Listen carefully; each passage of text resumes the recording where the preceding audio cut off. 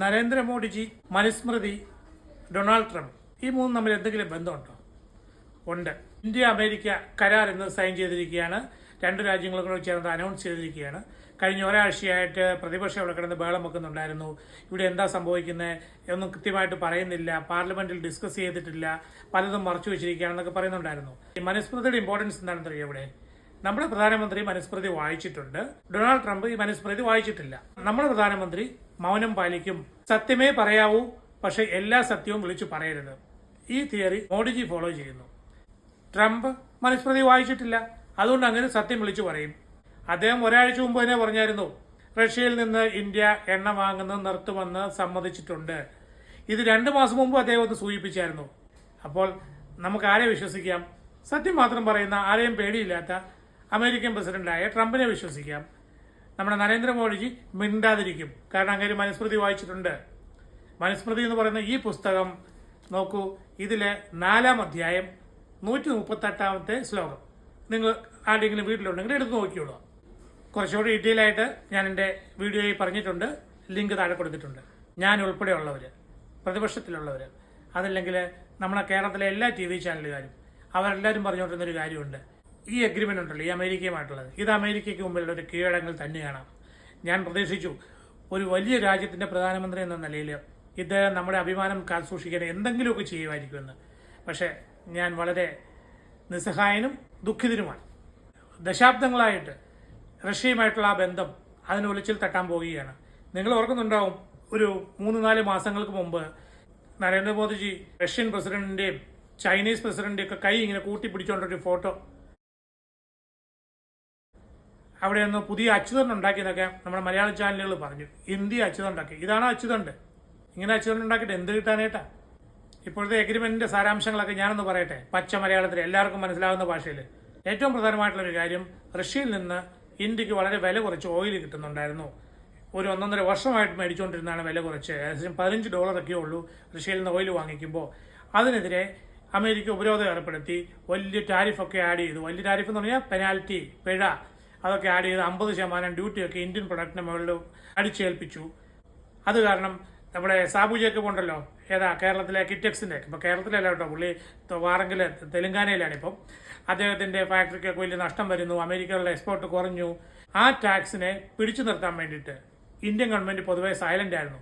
പക്ഷേ ഇവിടുത്തെ മോഡിജിയുടെ കുറെ മീഡിയകളുണ്ടല്ലോ, ചാനലുകൾ, റിപ്പബ്ലിക് ചാനൽ ഉൾപ്പെടെയുള്ളവർ, കേരളത്തിലുണ്ട് ഒരുപാട് താമര കുഞ്ഞുങ്ങൾ, അവരങ്ങ് ചണ്ടപൊട്ടി പറഞ്ഞുകൊണ്ടിരിക്കുകയായിരുന്നു, ട്രംപിനോട് പോയി പണി നോക്കാൻ പറ, ട്രംപ് കീഴടങ്ങി, മോഡി ലോകത്തിന്റെ ഉച്ചസ്ഥായിയിൽ, ലോകം മുഴുവൻ മോഡിയെ ഉറ്റുനോക്കുന്നു, അമേരിക്കയോട് എതിര് പറഞ്ഞ ആദ്യത്തെ രാജ്യം എന്നൊക്കെ പറഞ്ഞുകൊണ്ട് ഒരുപാട് കാര്യങ്ങളൊക്കെ ഇവിടെ ചെണ്ടകൊട്ടി പറഞ്ഞു. എന്നിട്ട് അതൊക്കെ പറയുമ്പോഴേ എനിക്കൊരു കാര്യം ഉറപ്പായിരുന്നു, ന്യൂട്രലായിട്ട് വാർത്തകൾ പറയുന്ന, നിഷ്പക്ഷമായിട്ട് പറയുന്നവർ, ഈ ചാനലുകളൊക്കെ അവരെല്ലാവരും സൈലന്റ് ആയിരുന്നു. അവരെല്ലാവരും പറഞ്ഞതിൽ എന്തോ അവ്യക്തതയുണ്ട്. പക്ഷേ താമര കുഞ്ഞുങ്ങൾ അത് ചെണ്ടകൊട്ടിക്കൊണ്ട് നടന്നുള്ള കാര്യം വേറെ, അല്ലെ അവരെ അനുകൂലിക്കുന്ന ചാനലുകൾ. 4 മാസം മുമ്പോ 6 മാസം മുമ്പോ ട്രംപ് എന്ത് പറഞ്ഞു അത് തന്നെയാണ് ഇപ്പോൾ ഇവിടെ സംഭവിച്ചിരിക്കുന്നത്. അതിനകത്ത് യാതൊരു മാറ്റവും ഇല്ല. റഷ്യയിൽ നിന്ന് ഓയിൽ വാങ്ങിക്കുന്ന കുറച്ച് കൊണ്ടിരിക്കുകയാണ്. കൊണ്ടുവന്ന് അതിനകത്തെ കണക്കിന് ചാർട്ട് ഇവിടെ ഞാൻ ചേർത്തിട്ടുണ്ടെന്ന് നോക്കിയോളാം. നിങ്ങൾ തന്നെ പറ, കഴിഞ്ഞ 4-5 മാസമായിട്ട് നമ്മുടെ സർക്കാർ നമ്മളോട് സത്യം പറയുകയായിരുന്നു? അല്ല, അവർ സത്യം പറഞ്ഞിട്ടില്ല, കള്ളവും പറഞ്ഞിട്ടില്ല, ഒന്നും മിണ്ടാതിരുന്നു. പക്ഷേ ഇവിടെ അവരുടെ സപ്പോർട്ടേഴ്സ്, പബ്ലിക് റിലേഷൻസ് മെയിൻറ്റെയിൻ ചെയ്യുന്നവർ, അവർ ചണ്ടകൊട്ടിക്കൊണ്ടിരുന്നു. റഷ്യയിൽ നിന്ന് ഓയിൽ വാങ്ങിക്കുന്നത് കൂട്ടും, ഞങ്ങൾ ഇനിയും കൂട്ടും, ട്രംപിനോട് പോയി പണി നോക്കാൻ പറ. പക്ഷെ ഒന്നും സംഭവിച്ചില്ല. അങ്ങനെ ഓയിലിന്റെ കാര്യം കുറച്ചു. പക്ഷേ ഈ എഗ്രിമെന്റിൽ ഓയിൽ മാത്രമല്ല ഇവിടുത്തെ പ്രശ്നം. ഇവിടുത്തെ പ്രശ്നങ്ങൾ പലതാണ്. റഷ്യയിൽ നിന്ന് ഒരുപാട് സാധനങ്ങൾ, നമ്മൾ ടെക്നോളജിയുമായിട്ട് ബന്ധപ്പെട്ട ഒരുപാട് കാര്യങ്ങൾ നമ്മൾ വാങ്ങിക്കുന്നുണ്ട്. വിമാനത്തിന്റെ പാർട്സ്, അല്ലെങ്കിൽ മിലിറ്ററിയുമായിട്ട് ബന്ധപ്പെട്ട പല ആയുധങ്ങൾ, അതിന്റെ പാർട്സ്, ടാങ്കുകളൊക്കെ ഉണ്ടല്ലോ, മെഷീൻ ഗൺ, അതിന്റെയൊക്കെ പാർട്ട്, ഇതെല്ലാം റഷ്യയിൽ നിന്ന് വളരെ കാലമായിട്ട് വാങ്ങിച്ചുകൊണ്ടിരിക്കുന്നതാണ്. ഇതൊക്കെ ഉണ്ടല്ലോ ഇന്ത്യയുടെ അല്ലെ മോഡിയുടെ കഴുത്തിന് പിടിച്ച് പതുക്കെ അത് കുറപ്പിക്കാനുള്ള ഒരു എഗ്രിമെന്റാണിത്. ഇതൊക്കെ നിങ്ങൾക്ക് വരുന്ന മാസങ്ങളിൽ മനസ്സിലാവും. പിന്നെ ഈ എണ്ണയും ആയുധത്തിന്റെ ഒരു കാര്യമൊക്കെ പറഞ്ഞാൽ സാധാരണക്കാരന് പെട്ടെന്ന് മനസ്സിലാവില്ല. പക്ഷെ റഷ്യയിൽ നിന്ന് മറ്റു ധാരാളം സാധനങ്ങളോട് വരുന്നുണ്ടായിരുന്നു. അതെല്ലാം ഇപ്പോൾ കുറച്ചേ പറ്റത്തുള്ളൂ. ഈ ഇപ്പോഴുള്ള കണ്ടീഷനിൽ നിന്ന് എന്തെങ്കിലും കൂട്ടിക്കഴിഞ്ഞാൽ അത് ട്രംപ് അറിയും, വീണ്ടും ഇന്ത്യയുടെ മുകളിൽ പെനാൽറ്റി വരും. അങ്ങനെ ഇത് പൂർണ്ണമായിട്ടൊരു കീഴടങ്ങൽ തന്നെയാണ്. ഇത് നെഗറ്റീവ് പറയാം, നമുക്ക് ഗുണമുണ്ടാകുമ്പോൾ ചില കാര്യങ്ങൾ അങ്ങ് പറഞ്ഞേക്കാം. നമ്മൾ ജനങ്ങൾ പൊതുവെ ജോലിക്കാരായിട്ടുള്ളവർ, അതായത് ഗവൺമെൻറ് ജോലിക്കാർ, അതല്ലെങ്കിൽ നല്ല പ്രൈവറ്റ് കമ്പനികളിലൊക്കെ ജോലി ചെയ്യുന്നവർ, വീട്ടിലൊരു കാറുള്ളവരൊക്കെ ഉണ്ടല്ലോ.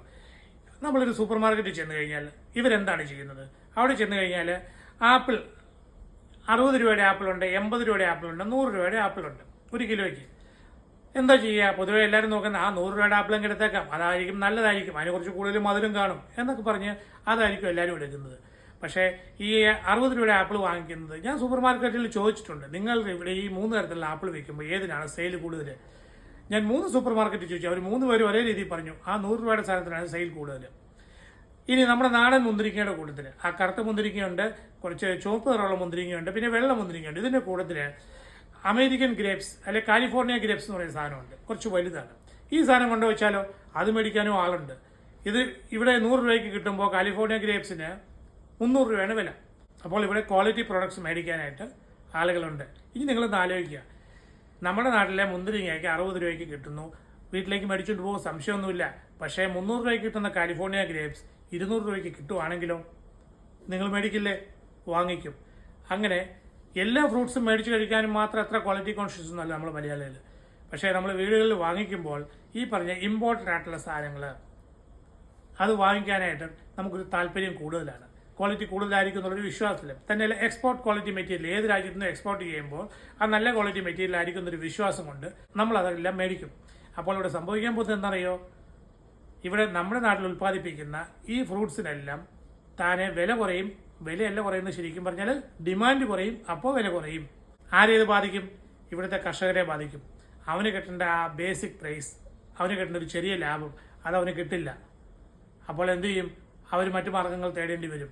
ബാംഗ്ലൂരും ഹൈദരാബാദിലും ഒക്കെയുള്ള ഗ്രേപ്പ് ഗാർഡൻസ് ഉണ്ടല്ലോ, അതെല്ലാം ഇപ്പം സിറ്റിക്ക് അടുത്തുണ്ടായിരുന്ന എല്ലാം തീർന്നു. എല്ലാം വെട്ടി നിരത്തി സ്പെഷ്യൽ പെർമിഷനൊക്കെ മേടിച്ച് അവിടെയെല്ലാം ഇപ്പം മൾട്ടി സ്റ്റോറി ബിൽഡിങ്സ്, അപ്പാർട്ട്മെന്റുകൾ, ഫ്ളാറ്റുകൾ ഇങ്ങനെ പണിത് കൂട്ടിക്കൊണ്ടേയിരിക്കുകയാണ്. ഈ കഴിഞ്ഞ ആഴ്ചയിൽ നിങ്ങൾ കേട്ട റോയിയുടെ കാര്യമുണ്ടല്ലോ, കോൺഫിഡൻറ്റ് റോയ്. ഈ കോൺഫിഡൻറ്റ് റോയ് പോലും 300-350 ഏക്കറൊക്കെ മേടിച്ചെന്ന് പറഞ്ഞില്ലേ, അതൊക്കെ ഇതുപോലെ ഫാം ലാൻഡുകളായിരുന്നു, കൃഷി ചെയ്തുകൊണ്ടിരുന്ന സ്ഥലങ്ങളായിരുന്നു. അതൊക്കെ 3-4 വർഷം കൊണ്ട് മാനിപ്പുലേഷനൊക്കെ നടത്തി സർക്കാരിലുള്ള ഉദ്യോഗസ്ഥന്മാർക്ക് കാശൊക്കെ കൊടുത്ത് അയാൾ അതിനെ കൺവേർട്ട് ചെയ്തെടുത്തു. ഈ പറഞ്ഞ ഫാം ലാൻഡിനെ മാറ്റിയിട്ട് കൺസ്ട്രക്ഷൻ നടത്താവുന്ന ലാൻഡാക്കി മാറ്റിയിട്ടാണ് അയാൾ കൈവശമാക്കിയത്. ഇനി നമുക്ക് പ്രയോജനം കിട്ടാൻ പോകുന്നൊരു കാര്യം, നല്ല വിദേശ മദ്യം കിട്ടും. ഇതിപ്പോൾ അമേരിക്കയായിട്ട് എഗ്രിമെന്റ്, പിന്നെ യൂറോപ്പുമായിട്ട് എഗ്രിമെന്റ് ഉണ്ടാക്കിയെന്ന് പറഞ്ഞു. എല്ലാവർക്കും വളരെ പരിചിതമായിട്ടുള്ള ജോണി വാക്കർ, ശിവാശ്രീകൽ, ജാക്ക് ഡാനിയൽ, ഇവയെല്ലാം വില കുറച്ച് കിട്ടും. ഇപ്പോൾ 7,000-8,000 രൂപയൊക്കെയാണ്, ചിലപ്പോൾ 10,000 രൂപ വരെയൊക്കെ വിലയുണ്ട്. ഈ ലിക്കർ നമുക്ക് ഏതെങ്കിലും വിദേശ മദ്യഷാപ്പിൽ പോയി മേടിക്കണമെങ്കിൽ, ഇമ്പോർട്ടഡ് സാധനം അതൊക്കെ 4,000-5,000 കിട്ടുമെന്ന് പറഞ്ഞു കഴിഞ്ഞാൽ വിശ്വസിക്കാൻ പറ്റുന്നില്ലല്ലേ? അപ്പോൾ നല്ല സാധനം കിട്ടിക്കഴിഞ്ഞാൽ അത് വാങ്ങിക്കാനായിരിക്കും ആളുകൾ വീണ്ടും പൈസ ചിലവാക്കുന്നത്. ലിക്കറിന്റെ കാര്യത്തിൽ ഇന്ത്യൻ മേടിച്ചാലും ഇമ്പോർട്ട് ചെയ്ത് മേടിച്ചാലും എങ്ങനെ മേടിച്ചാലും ലാഭം ആർക്കാ? സർക്കാരിന്. അവർ 150-200% ടാക്സ് നമ്മുടെ നിന്ന് എന്തായാലും മേടിക്കും. ഈ ഇമ്പോർട്ട് ഡ്യൂട്ടി കുറച്ചെന്ന് പറഞ്ഞ് ഇവിടുത്തെ സ്റ്റേറ്റുകൾ ചാർജ് ചെയ്യുന്ന ടാക്സ് ഉണ്ടല്ലോ, അതൊന്നും ആരും കുറയ്ക്കാനൊന്നും പോകുന്നില്ല. ബദാം, കാഷ്യൂ, വാൽനട്ട്, ആപ്രിക്കോട്ട് ഇങ്ങനെയുള്ള സാധനങ്ങളെല്ലാം ഇന്ത്യയിൽ ഇമ്പോർട്ട് ചെയ്യുവാണ്. വളരെ കുറവാണ് ഇന്ത്യയിലെ കാഷ്യൂനട്ട് പോലും ഉണ്ടാക്കുന്നത്. ഇതിൻ്റെയൊക്കെ ഇമ്പോർട്ട് കൂടി കഴിയുമ്പോൾ എന്താ സംഭവിക്കാൻ പോകുന്നത്? ഇവിടുത്തെ കർഷകൻ്റെ കുമ്പിളിൽ ഇനിയും കഞ്ഞിയായിരിക്കും. പക്ഷേ ഇതൊന്നും മനുസ്മൃതി വായിച്ചിട്ടുള്ള നമ്മുടെ മോഡിയും കൂട്ടുകാരും മിണ്ടത്തില്ല. അവർ പറയുന്നത് എന്താണ്? നമ്മൾ വൻതോതിൽ എക്സ്പോർട്ട് ചെയ്യാൻ പോവുകയാണ്. എന്താണ് എക്സ്പോർട്ട് ചെയ്യാൻ പോകുന്നത്? എഞ്ചിനീയറിംഗ് ഗുഡ്സ്, അതിൻ്റെ പാർട്സ്, ഇതൊക്കെ എക്സ്പോർട്ട് ചെയ്യാൻ പോകുമ്പോഴത്തേക്കും ഇവിടെ ആർക്കാ പ്രയോജനം? വൻ വ്യവസായികൾക്ക്, അംബാനിയും അഡാനിയും പോലുള്ളവർക്കാണ് ഇതിൻ്റെ പ്രയോജനം കിട്ടുക. കർഷകൻ്റെ പ്രയോജനം കിട്ടാനാ ഒന്നുമില്ല. പിന്നെ മോഡിജിക്ക് ഇവിടെ പിടിച്ചു നിന്നേ പറ്റുള്ളൂ, വേറെ മാർഗമൊന്നുമില്ല. കാരണം എന്താണെന്ന് വെച്ചാൽ സോഫ്റ്റ്വെയർ എക്സ്പോർട്ടിലെ സോഫ്റ്റ്വെയർ സർവീസസ്, അതായത് മാൻ പവർ, ഇതൊക്കെ ഉണ്ടല്ലോ, IT സർവീസസ് എന്ന് പറയുന്നത് ഏറ്റവും കൂടുതൽ, ലോകത്തിലെ ഏറ്റവും കൂടുതൽ എക്സ്പോർട്ട് ചെയ്യുന്നത് ഇന്ത്യയാണ്. ചൈന ഇക്കാര്യത്തിൽ ഇന്ത്യക്കാരിലും പുറകിലാണ്. കാരണം എന്താണെന്ന് വെച്ചാൽ ഇന്ത്യയിലുള്ള ഇംഗ്ലീഷ് അറിയാവുന്ന ഒരുപാട് സോഫ്റ്റ്വെയർ പ്രൊഫഷണൽസ് ഉണ്ട്. അതുകൊണ്ട് ഇന്ത്യക്കാണ് അവിടെ നമ്പർ 1 സ്ഥാനം. അവർക്കൊരു അടി കിട്ടിക്കഴിഞ്ഞാൽ ഉണ്ടല്ലോ, നമ്മുടെ രാജ്യത്ത് നിന്ന് സഹിക്കാൻ പറ്റില്ല. അതുകൊണ്ട് മോഡിക്ക് ഇങ്ങനെ ഒരു കോംപ്രമൈസ് നടത്തിയേ പറ്റുള്ളൂ. ഇപ്പോൾ ഉണ്ടാക്കിയിരിക്കുന്ന എഗ്രിമെന്റ് ക്ലിയർ അല്ല, പൊതുജനത്തിന് മുഴുവനായിട്ട് മനസ്സിലായിട്ടില്ല. പക്ഷേ ഇനി കൂടുതൽ മനസ്സിലാക്കാൻ ശ്രമിക്കാതിരിക്കുക നല്ലത്. മനസ്സിലാക്കിയിടത്തോളം മതി. ഇത് മുഴുവൻ നമുക്ക് പ്രയോജനം ചെയ്യുന്ന കാര്യങ്ങളൊന്നും അല്ല.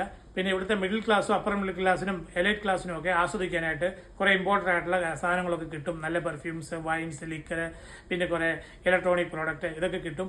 അവരതൊക്കെ മേടിച്ച് ആസ്വദിക്കും. പാവപ്പെട്ടവൻ ഇവിടെ പണ്ടത്തെ പോലെ തന്നെ ഒരു മാറ്റവും ഇല്ലാതെ കഴിയും. ഇതിനെന്തെങ്കിലും ഒരു മാറ്റം വരുവാണെങ്കിൽ ആരെങ്കിലും എനിക്കൊന്ന് നേരിട്ട് എഴുതുക.